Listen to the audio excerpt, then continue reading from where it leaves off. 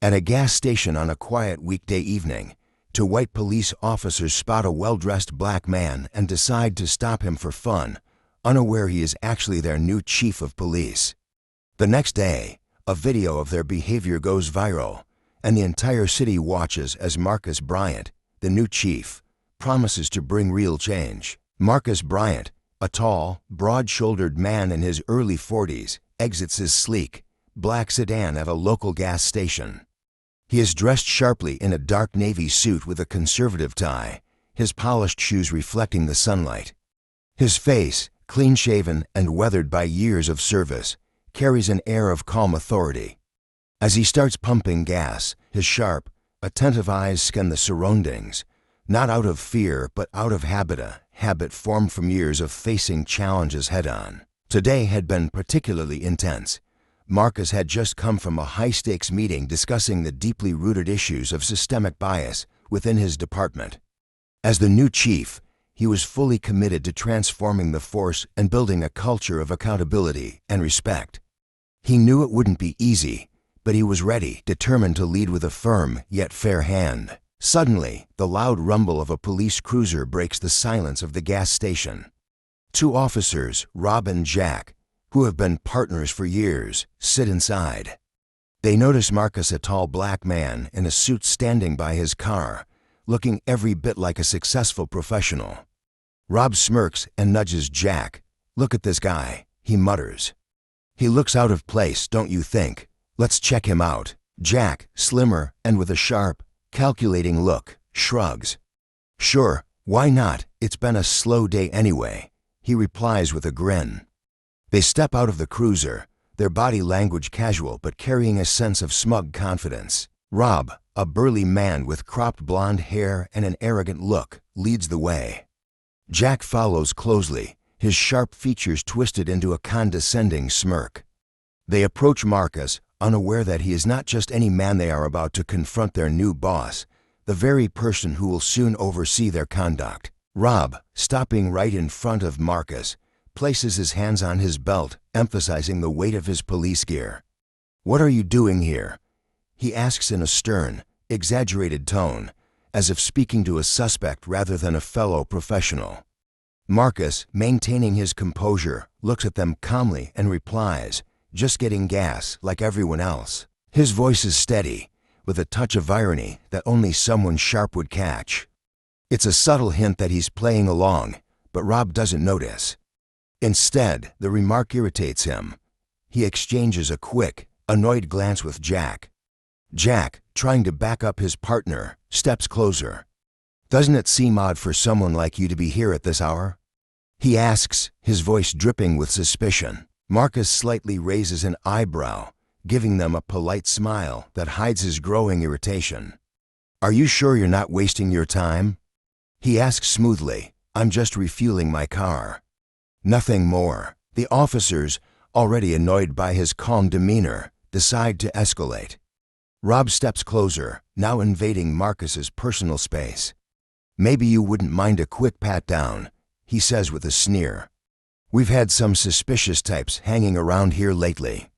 Jack chimes in mockingly, "Don't take it personally. It's just a routine check, you know." Marcus notices that a few bystanders have started paying attention. One woman, holding her phone, is already recording the scene. He knows this could go viral and decides to let the officers dig their own grave a bit deeper before revealing who he is. He stands still, allowing them to search him without resistance. The search is rough and demeaning, filled with unnecessary shoves and condescending remarks. One of the witnesses, a middle-aged man, shouts, "Hey, what are you doing? This is wrong. Leave him alone." But Rob and Jack ignore the growing disapproval from the onlookers to wrap up in their power trip. After finishing their rough inspection, Rob steps back with a triumphant sneer. He looks Marcus up and down one last time and smirks. "Looks like you're clean, but next time, be more careful about where you hang out." Marcus, still calm, straightens up, adjusting his tie slightly. He looks at both officers with a slight, almost friendly smile. "Do you know who I am?"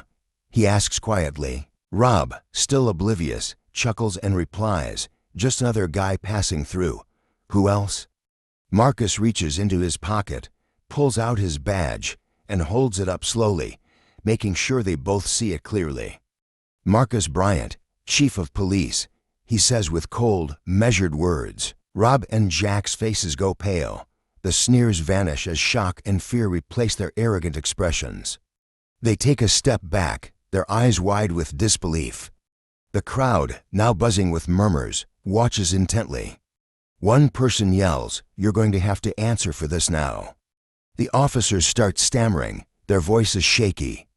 Rob mutters, "We were just doing our job, sir. We didn't know it was you." Jack, looking desperate, adds, "It was just a routine check, sir." Nothing personal. Marcus raises a hand, signaling them to stop. His gaze is cold, his voice firm. "I suggest you both remain silent. This incident will serve as an excellent example for our training programs on bias. Your actions today are exactly what we will no longer tolerate in this department." The crowd starts clapping, showing their support for Marcus. Rob and Jack exchange guilty looks, realizing that they've not only embarrassed themselves, but have also jeopardized their careers. The following day, the video of the gas station incident goes viral, amassing millions of views. It shows the two officers harassing a black man, only to be stunned when he reveals his police chief badge. Social media explodes with comments condemning their actions and demanding accountability. Marcus quickly organizes a press conference at City Hall. Standing before journalists, activists, and city residents, he speaks with a steady, strong voice. "I am deeply disappointed by what happened yesterday. Such behavior is unacceptable and will not be tolerated in our department. We will take strong actions against racism and bias, starting immediately." He pauses, looking at the crowd before continuing. "Yesterday, even as chief, I was not immune to bias. This incident highlights the urgent need for change in our system. I promise you this, we will review our practices, retrain our officers, and ensure that incidents like this never happen again." The audience erupts in applause, showing their support. Journalists scribble down his words, recognizing that this moment marks a key step in police reform. Meanwhile, Rob and Jack face an internal investigation. They are brought before their superiors, who deliver a stern reprimand. Rob, usually so self-assured, now looks defeated, realizing his actions have ruined his reputation.